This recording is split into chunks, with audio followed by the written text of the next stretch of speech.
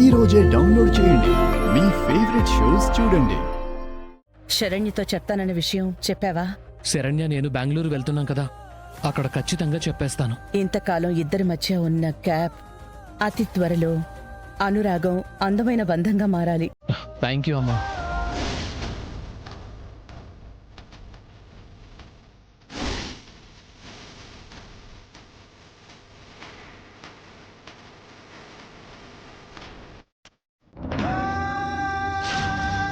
అత్తయ్య గారు, ఏమైంది ఆనంద?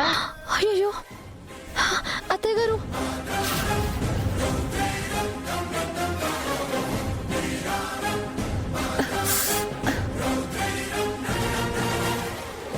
రేపు మీరు బెంగళూరు వెళ్ళాలి కదా, ఏర్పాట్లు చూసుకోండి.